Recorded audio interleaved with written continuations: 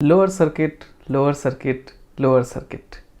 Market खुलते ही अगर कोई शेयर लोअर सर्किट में हिट जा रहा है, वो भी डेली, तो उसके बारे में आपका क्या ख्याल है? हेलो एवरीवन, कैसे हैं आप सब? एक बार फिर से आप सभी का स्वागत है धन शास्त्र में।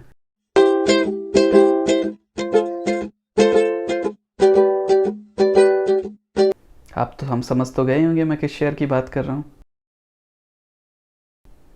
जी हाँ, मैं अडानी ग्रुप की बात कर रहा हूँ, जहाँ पे उनकी ऑलमोस्ट सारी कंपनीज़ के शेयर्स पिछले एक वीक से लगातार लोअर सर्किट हिट कर रहा है। लेकिन सारी कंपनीज़ को साइड करते हैं, आज मैं आपको एक ऐसी कंपनी के बारे में बताने जा रहा हूँ जिसमें अगर आप अभी इन्वेस्ट करते हैं तो अगले 5 साल से 10 साल में आप ज़रूर से ज़रूर लाखपति, करोड़पति, जितना आप इन्वेस्ट कर रहे हैं उसके हिसाब से तो बन ही जाएंगे। उस पर मैं बाद में आऊँगा।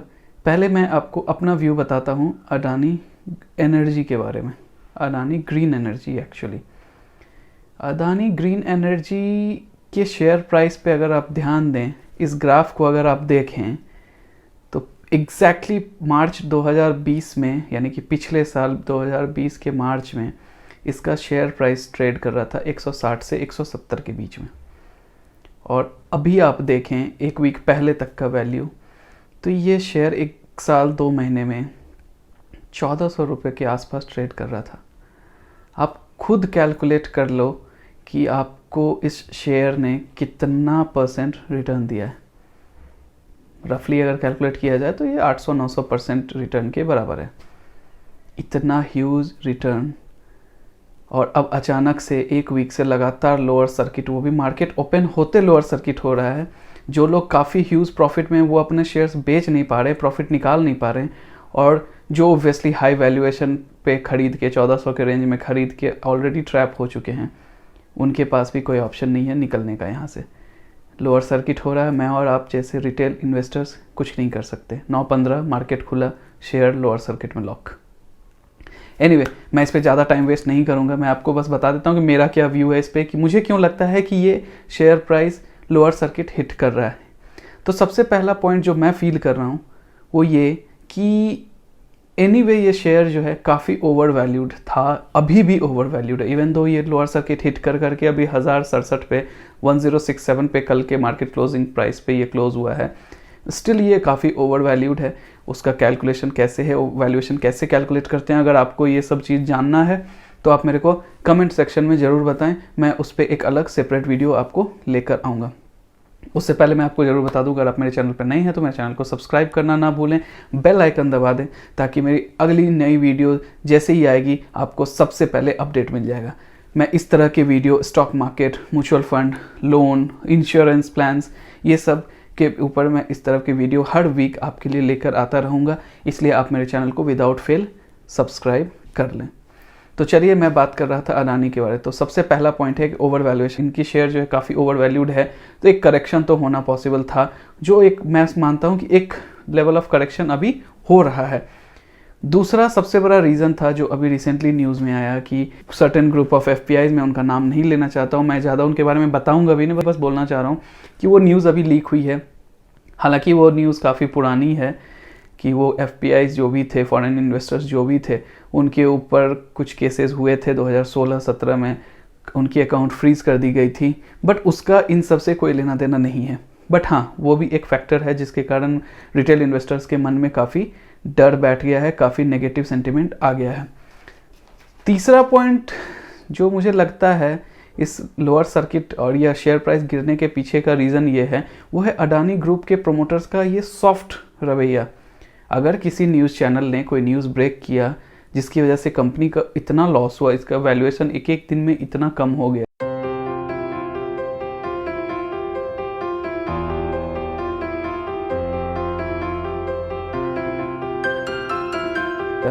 तो कोई प्रोमोटर ऑब्वियसली चुप तो नहीं बैठेगा। अगर ये न्यूज़ फॉल्स रहता तो वो प्रोमोटर उसके ऊपर एक स्ट्रिक्ट एक्शन जरूर लेता, सू कर सकता था या कुछ भी।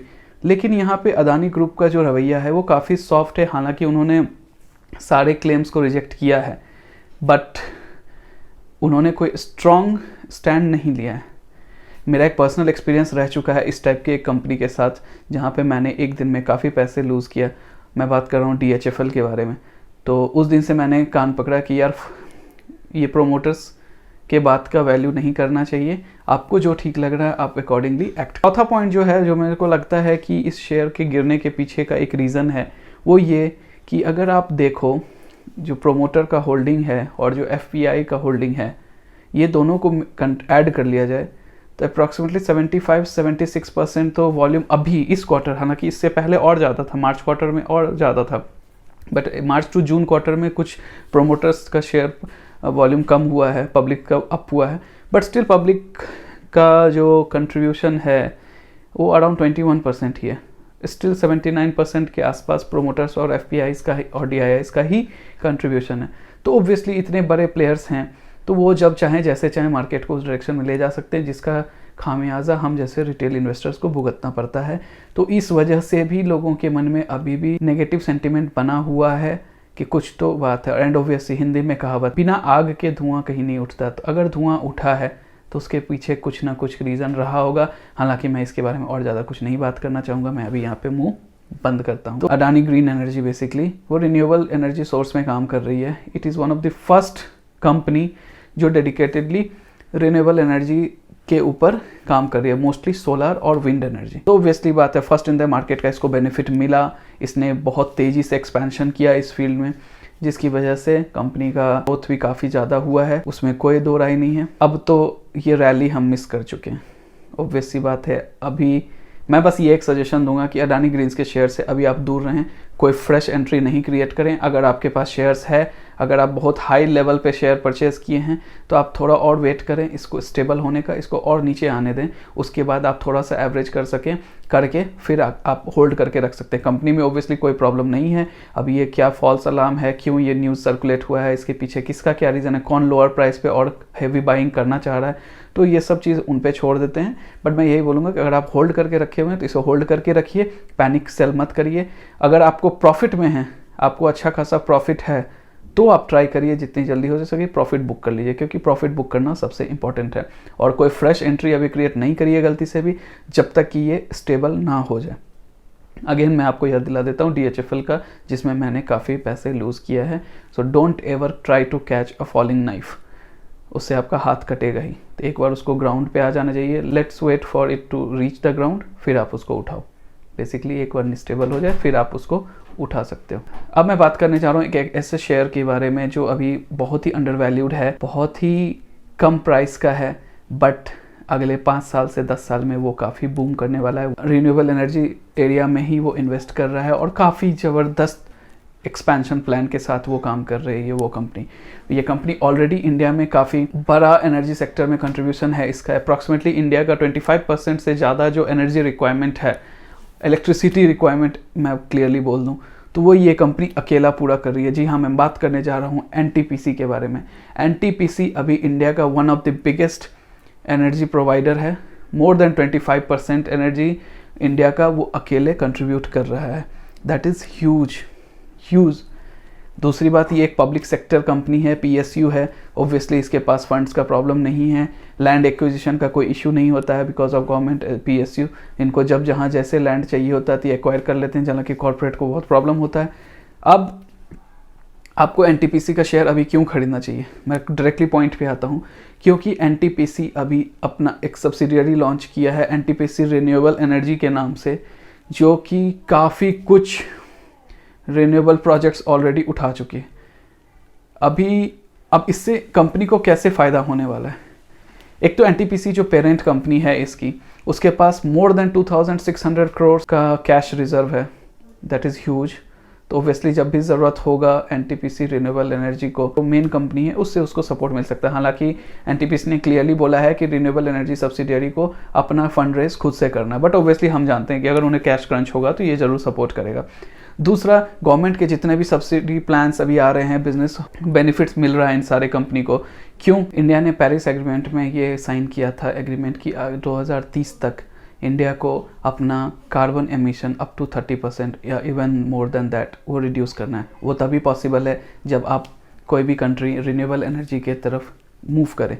तो अगर देखा जाए गवर्नमेंट के जितने भी सब्सिडी प्लान्स आ रहे हैं, बिजनेस प्लान्स आ रहे हैं जो बिज़नेस को ये सपोर्ट करने वाली है, वो सबको देखते हुए यही देखा जा रहा है कि अगले 10 साल में रिन्यूएबल एनर्जी टॉप पे रहेगा, बूम पे रहेगा।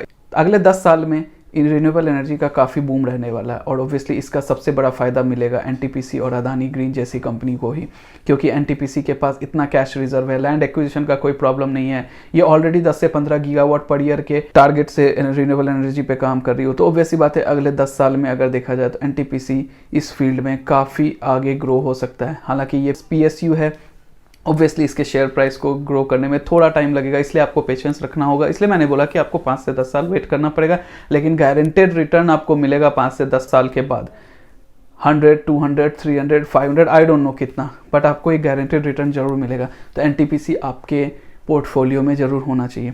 अब मैं बात करूं कि एंट्री कब मारनी चाहिए, तो अभी जो एनटीपीसी का प्राइस है करंटली ये 115 से 120 के रेंज में ट्रेड कर रहा है।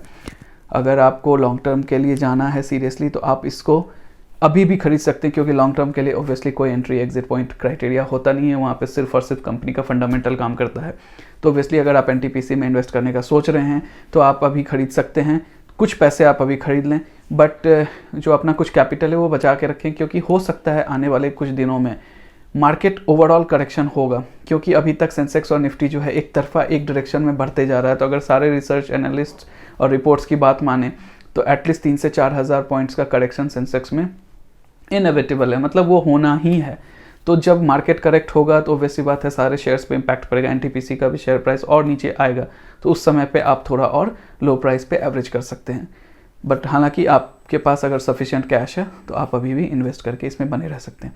अब मैं आपको सबसे इंपॉर्टेंट चीज़ बता दूं, मेरे इस वीडियो को सिर्फ और सिर्फ एजुकेशनल वीडियो के रूप में ट्रीट करें, इसके बेसिस पे कोई भी शेयर या कोई भी इन्वेस्टमेंट ना करें। मैं आपको टिप्स नहीं दे रहा हूं, मैं ये वीडियो सिर्फ और सिर्फ अपना पर्सनल व्यू शेयर कर रहा हूँ एज ऑन एजुकेशनल बेसिस। आपको आपके लर्निंग में अगर कुछ हेल्प मिल सकता है तो उसके लिए मैं ट्राई कर रहा हूँ, लेकिन आपको अगर कोई इन्वेस्टमेंट करना है तो आप अपने एडवाइज़र से एडवाइस लेकर ही करें। आई होप कि एनटीपीसी रिन्यूएबल एनर्जी की वजह से एनटीपीसी का शेयर प्राइस जो है आने वाले दिनों में काफ़ी बूम होने वाला है। ऐसे भी पिछले 1 महीने में देखा जाए तो ये 98 रुपीज़ से 118 रुपीज़ पे आ चुका है, ऑलरेडी 20 रुपीज़ का पर शेयर का बेनिफिट हो चुका है।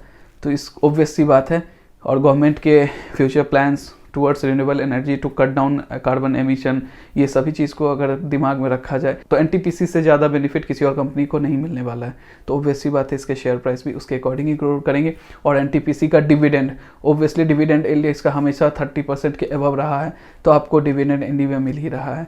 तो कहीं से भी मुझे कोई लॉस नहीं दिख रहा है, कोई रिस्क नहीं दिख रहा है एनटीपीसी इन्वेस्ट करने से। तो चलिए मैं इस तरह के वीडियो और इस तरह के रिकमेंडेशन और रिसर्च एनालिसिस आपके साथ मैं शेयर करते रहूँगा। अगर आपको वीडियो पसंद आया तो इसे ज़रूर लाइक करें, इस चैनल को सब्सक्राइब करें, बेल आइकन को दबाना बिल्कुल ना भूलें, ताकि मेरे अगले वीडियो का नोटिफिकेशन आप तक जल्दी से जल्दी पहुँच जाए। तो अभी के लिए बस इतना ही, मैं मिलता हूँ आपसे अपने अगले वीडियो में, तब तक के लिए टेक केयर, बाय बाय।